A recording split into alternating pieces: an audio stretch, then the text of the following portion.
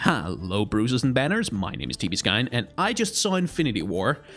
And now I need to talk about it. I need to talk about it really badly. So, this is going to be a post-viewing discussion video. The first half of it is going to be spoiler-free. I'm not going to discuss what happens to anyone. I'm not going to discuss what characters do what where. I'm not going to discuss anything about the plot. I'm not going to discuss anything about any of that.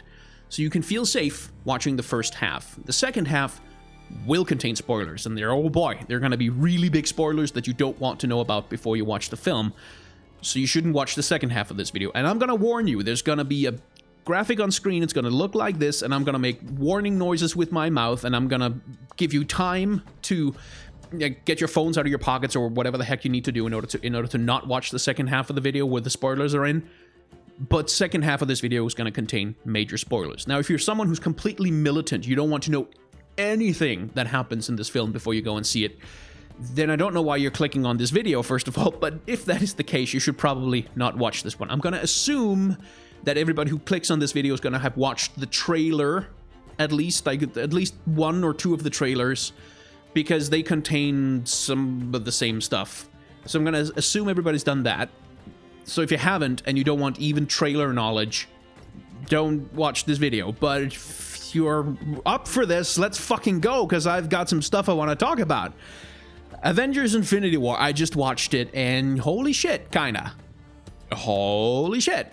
That Marvel are actually doing this. This is, that my major takeaway.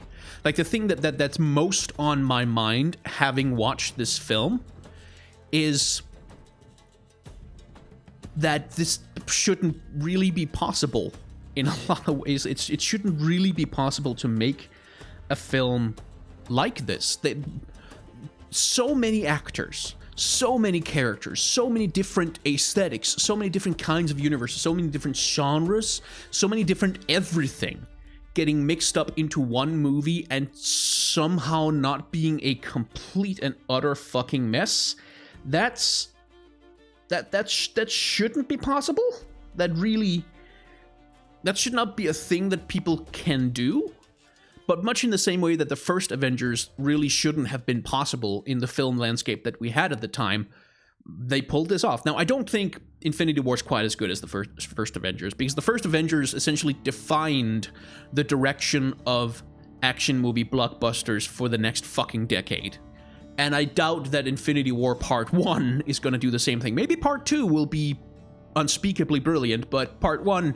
not quite up to that standard, but it is nonetheless as a technical accomplishment, it is incredibly impressive. Because when the Guardians of the Galaxy are on screen in this movie, when they are dominating the scene, when the scene is about them, this feels like a Guardians of the Galaxy movie. Not as good of a Guardians of the Galaxy movie as the real Guardians of the Galaxy movies. Like, it's not quite as fun and freewheeling, but it feels like it comes from the same, like, from people who understand the characters, who know how to write them in the same way, who know how to do the aesthetic and the cinematography and all the visuals in the same way.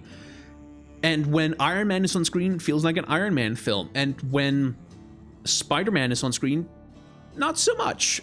When Thor is on screen, though, that was something I was really worried about with Thor. He feels authentically like the Thor he was in Ragnarok. And that was really important to me. He feels authentically like the same character. And that was something that I know Taika Waititi himself was kind of worried about, that they were going to do something completely different with the character than what he had done in Ragnarok. But no. This is the same Thor, and some shit happens to him, he reacts appropriately to it, but it's still very much that same slightly more lighthearted, slightly more confident and jokey version of Thor that we got in Ragnarok, and that was really, I really like that. I'm really happy, and just Thor hanging out with other characters, and the Guardians hanging out with other characters, and bouncing their bizarre personalities off each other, just, it all works really well. And again, as a technical accomplishment, like the screenwriting that had to go into this, and just the number of people who have had to work together on figuring out how the fuck to do the cinematography and the aesthetics and the costuming and the CG for this movie, it boggles the mind, because it has to look like every Marvel movie. It has to look like all of them. And it does. Like, the effects on Doctor Strange's magic looks the same as it did in Doctor Strange's movie. Iron Man looks authentically like an Iron Man from an Iron Man movie. Like, the fight scenes with Steve Rogers look authentically like they come from a Captain America movie. Like that it's the same kind of feeling that I get. Now, I'm not 100% positive on the film.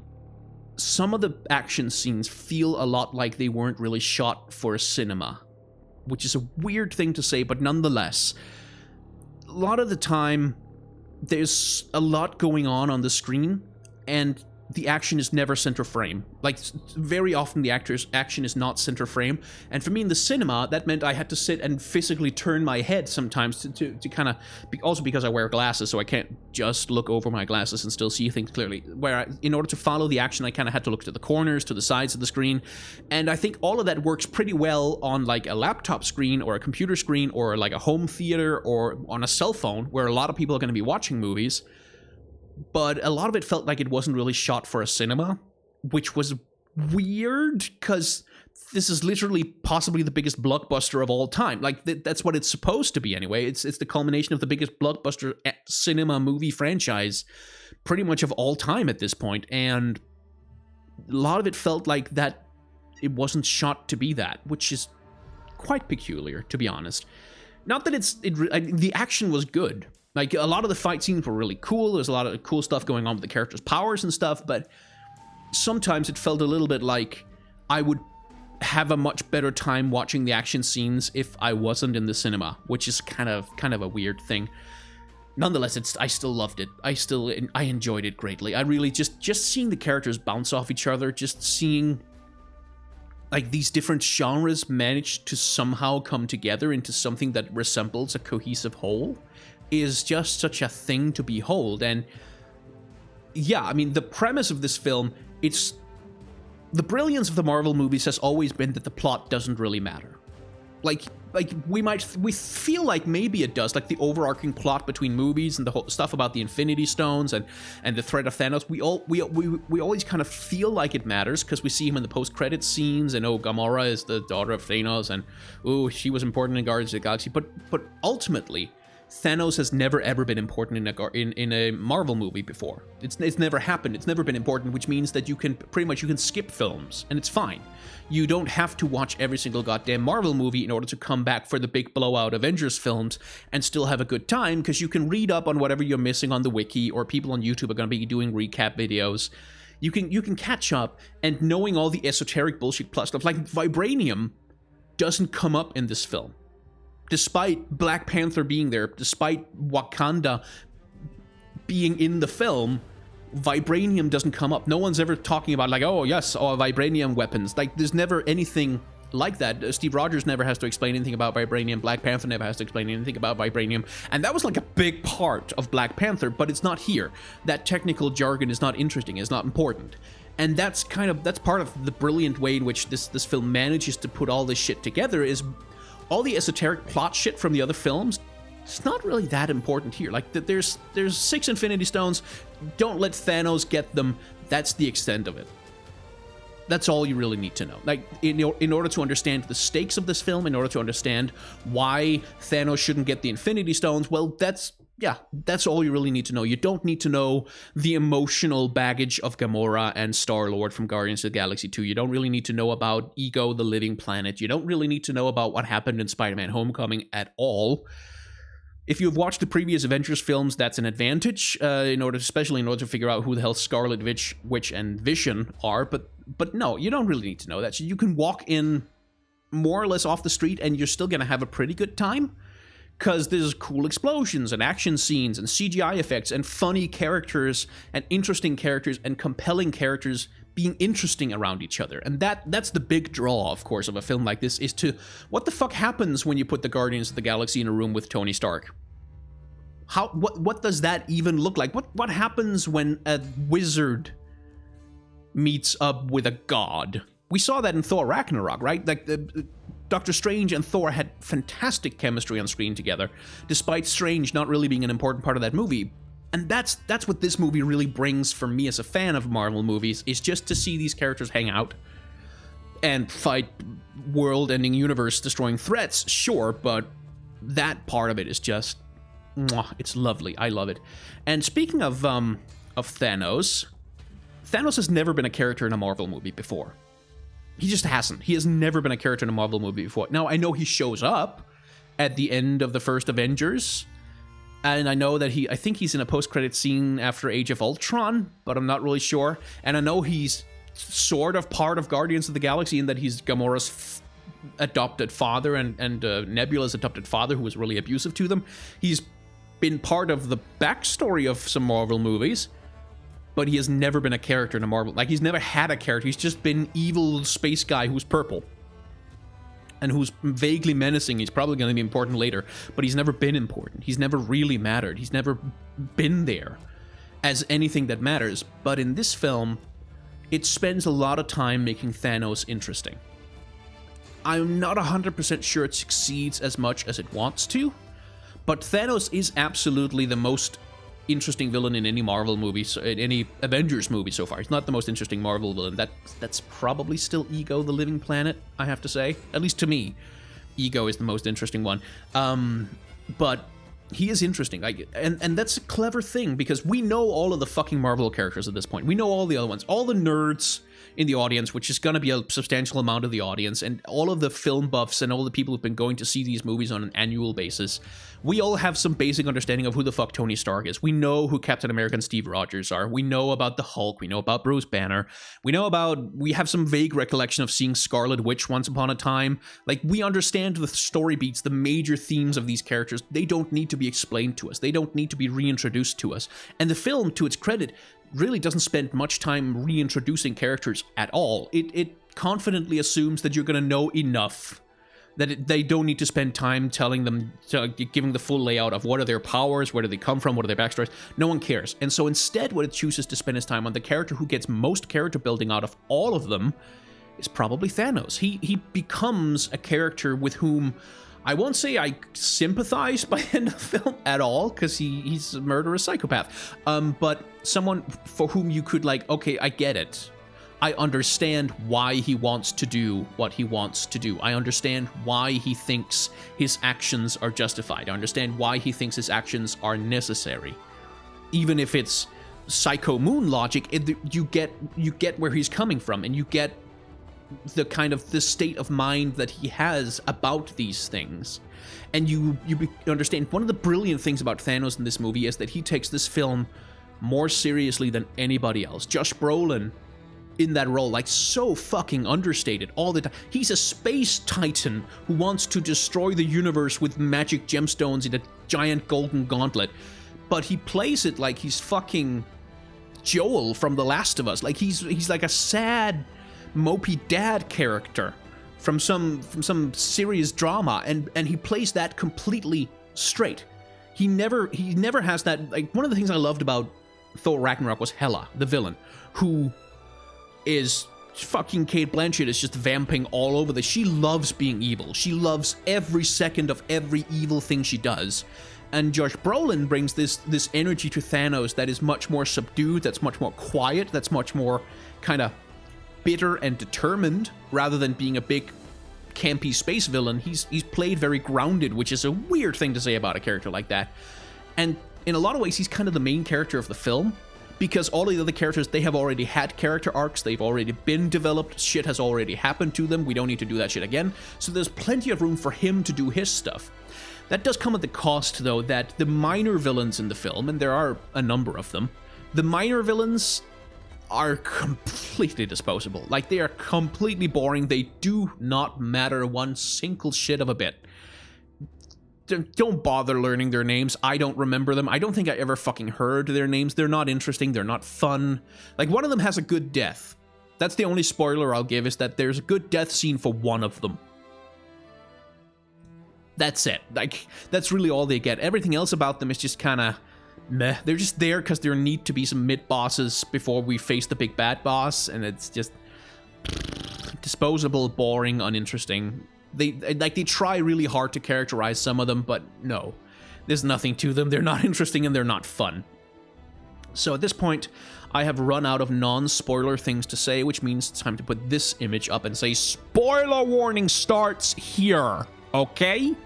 From here on in, there's gonna be spoilers, and I'm gonna give you some time. I'm just like, give you some time to get your phone out of your pocket if you were just listening to this video, or find the right window or tab, or close some shit down, or turn off your audio, or click away from the video, because from here on out, spoiler terror is like spoiler city up in here. You don't want to watch this part of the video if you haven't watched Infinity War yourself already. Seriously, not kidding, we're heading up on the final warning. I really don't want you to watch any further than this if you're not completely ready to have the entire movie spoiled for you. Seriously though. Seriously though. Seriously though. Okay? 5, 4, 3, 2, and also 1, and 0 is coming up, and then we're gonna do spoiler talk, so you better have clicked away. Black Panther's dead. They killed Black Panther. That's a thing that happened at the end of this film. Oh, that was my microphone. They killed Black Panther, and they killed Spider-Man, and they killed Falcon, and they killed, who the fuck else died? So many fucking people die at the end of this film. Like, they killed Samuel L. Jackson, and they killed Maria Hill. I can't say Samuel L. Jackson. They killed Nick Fury, and they killed Maria Hill, and they fucking killed everybody except half the characters. Like, Vision is completely, utterly dead. Just no hope of redemption for him. That's a thing that happened. Like, Drax is dead. That just, yeah. That happened at the end of this film. And when Spider-Man dies, though, like, holy shit is Tom Holland good in this movie, though. Holy fucking shit is he good in this movie. I think that's going to be underappreciated a lot of the time, but he is fucking compelling as Spider-Man in this film. Like, he really, he's, oh my god, I felt more connection to him than to any other character in this fucking film.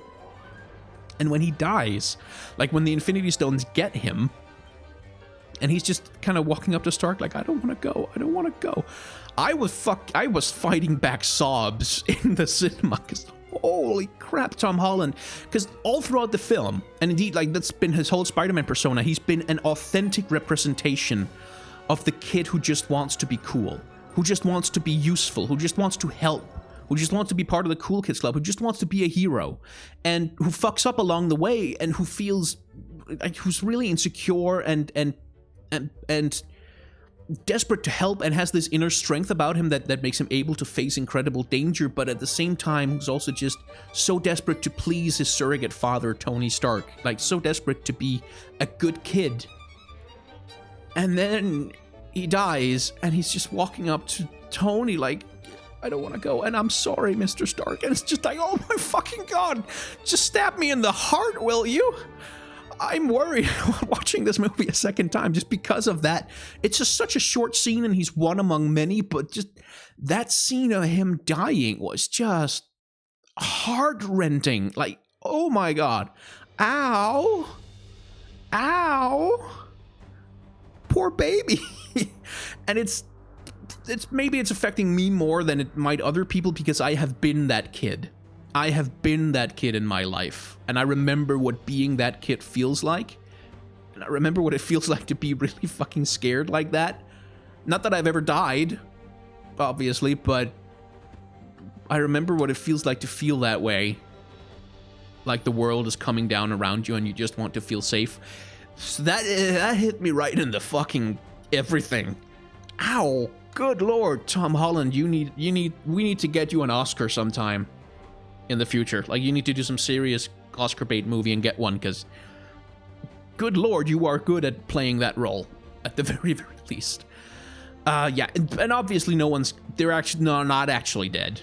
Something in the next part of the film is gonna be, oh, we've got a magic now, so the magic is gonna, now everybody's alive again, yay.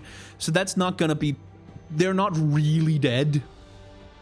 They're just gonna get brought back, and you can kind of tell, first of all, because they killed Black Panther, and we know that there's gonna be a Black Panther 2. We know that Black Panther is like the most popular movie in the last decade and a half. It's one of the biggest media events of the fucking decade, if not the century. And yeah, no, he's not dead. Of course he's not dead. They're gonna do the thing where the Infinity Stones bring him back to life or whatever. Like, of course that's gonna happen. But what's interesting about the way this movie handled it is that I walk into this film fully knowing that, first of all, there's going to be a part 2, because, yeah, where they're actually going to resolve the plot. So nothing that happens in movie 1 is going to be irreversible, probably. And I walk in full well knowing there's going to be a Guardians of the Galaxy 3, and there's going to be, like, a Captain Marvel movie, and there's going to be another, whatever, Black Panther, there's going to be another whatever. I know that there's, like, 14 movies planned ahead into the next decade. So, like, for me, I feel like the stakes are low, right? It's like, yeah, someone's probably going to look like they're dying, and then Deus Ex Machina back in the next film, who cares?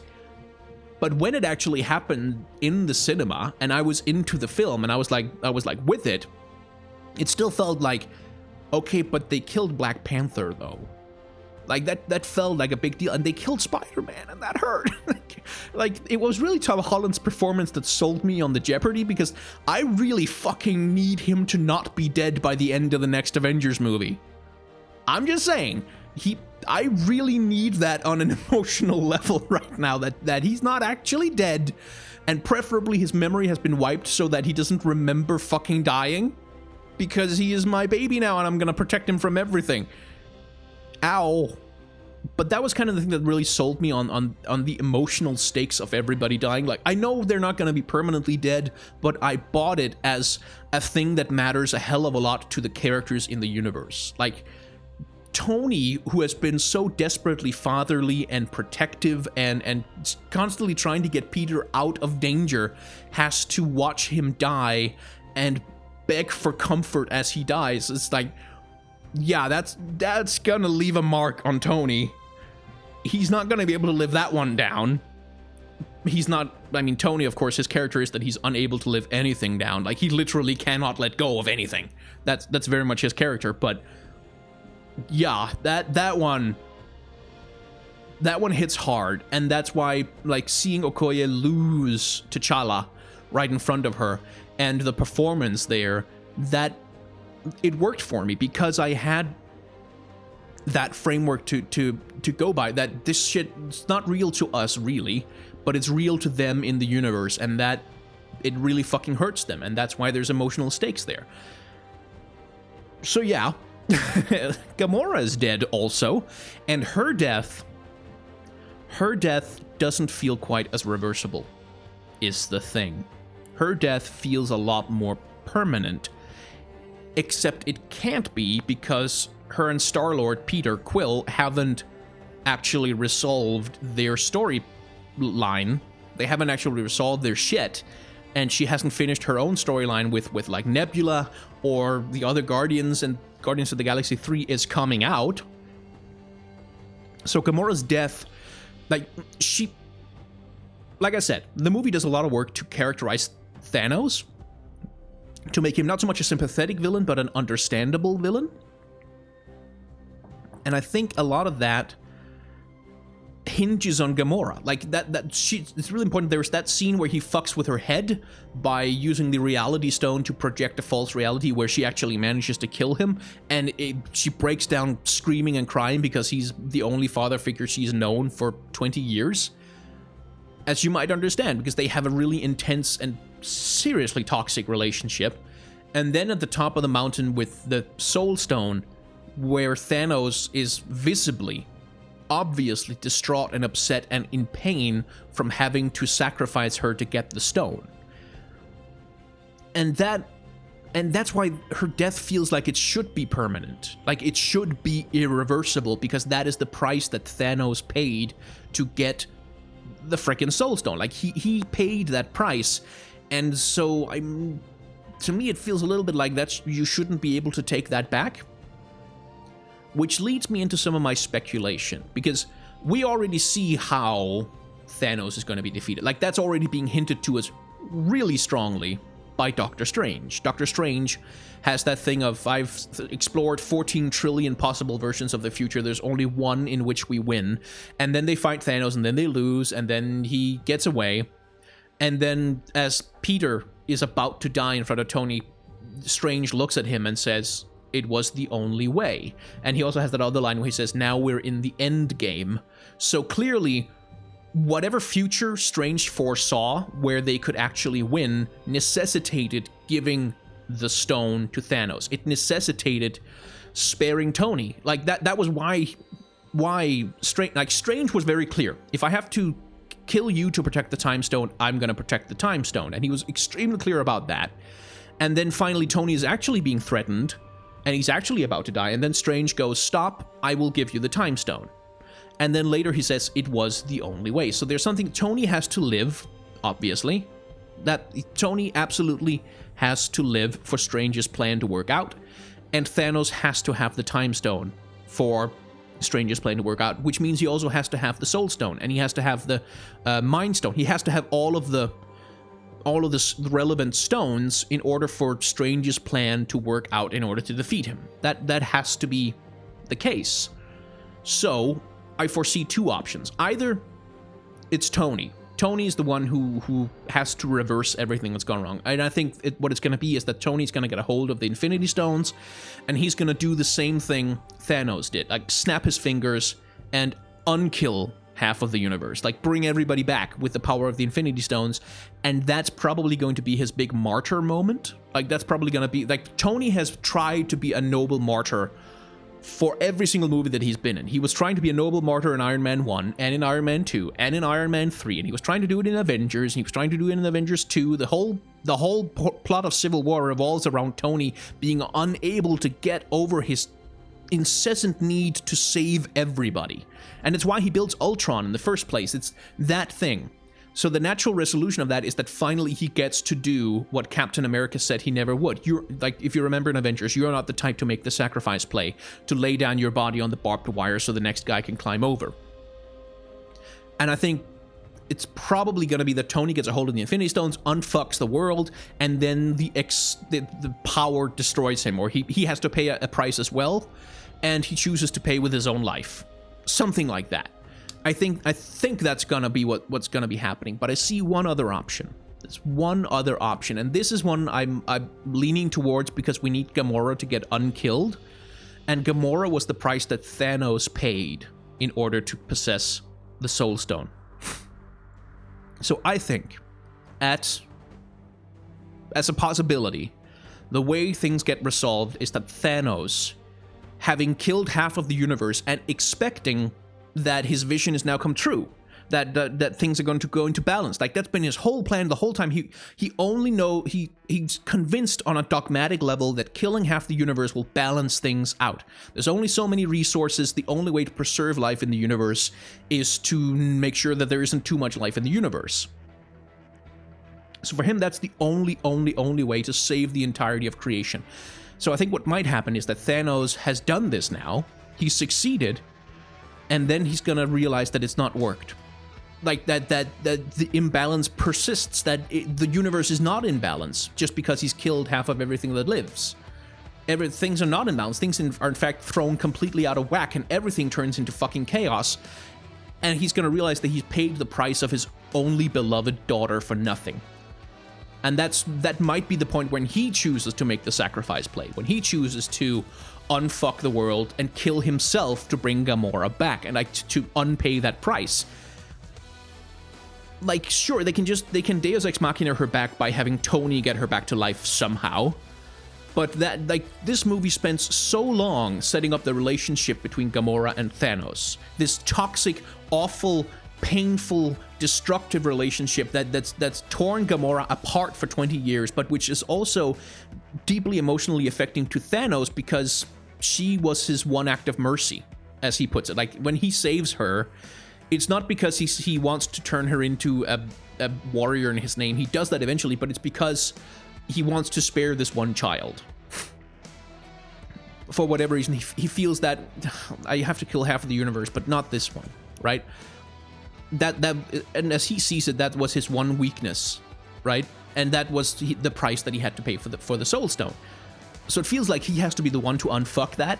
It feels like he has to be the one to bring her back in order to resolve his emotional arc in that sense. Like, in order to show that he has come to understand that he could never be a god. As Loki says, like, that's Loki's... Oh, by the way, they killed fucking Loki.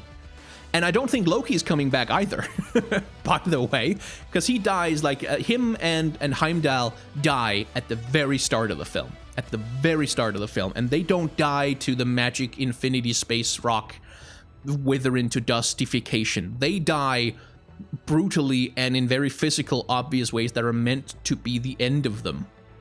So I think Heimdall and Loki are dead for good, and I don't think they're going to be brought back unless it's Thanos who makes the sacrifice play, unless he's the one who chooses to give back all the lives he has taken. I'm not sure about that, but that's my speculation anyway. So, I think at this point I am out of things to say about Infinity War. I'm gonna go see it again sometime, I think. And if I do, I'm probably gonna do another follow-up video on some of my thoughts. But thank you all very much for watching this half-hour, half non-spoiler, half spoiler discussion of Infinity War. This is a film I'm gonna be talking about and thinking about for a long time, I think. It's not the greatest movie ever, but it is the only one of its kind that has ever been attempted, and that alone makes it very interesting. If you would like to support me on Patreon, that's an option that is available to you. You don't really have to, though. But if you would like to vote on the topics for these videos, then that's an option on Patreon now. You can go, and if you, like, any level you support, like if it's $1 a month, you get to vote. I'm going to put polls up with possible video topics, and you guys get to vote on what you would like to see. You also get to suggest stuff that you would like to see, and that's going to go into the voting pool, and we'll figure it out that way. And since I don't really have that many patrons, and not all of my patrons are going to be voting in these things, so if you show up with, like, just 1 or 2 votes, like, if just 1 or 2 or 3 of you show up with an idea, there's a pretty good chance you're going to get to see that made real. So that's an option, and there's also another, because I am an artist and a cartoonist and a visual artist first. That used to be my main gig. Now YouTube is kind of becoming a bigger deal for me. But there's also an incentive where if you pay $1 a month, that's going to go into a pool of dollars, up to $100 you can save up, and you can use that saved up money to buy commissions for icons for your Twitter, or a header for your YouTube or your social media, or whatever. Like, if you want a comic page drawn, they're a little bit expensive, but you can save up for them over time on patreon.com. So that's my pitch there. Otherwise, you can hit a like button if you want. They're really fun to hit. They make cool noises, I hear. There's also a dislike button, who's a kind of a downer. Don't want to mess with him. I hear he cuts you if you touch him too much. And there's a subscribe button. That's also the thing you can do. And if you don't want to do any of those things, that's completely okay. I'm just really glad that you have somehow watched this far. Thank you very much for watching, and I shall see you in the next video.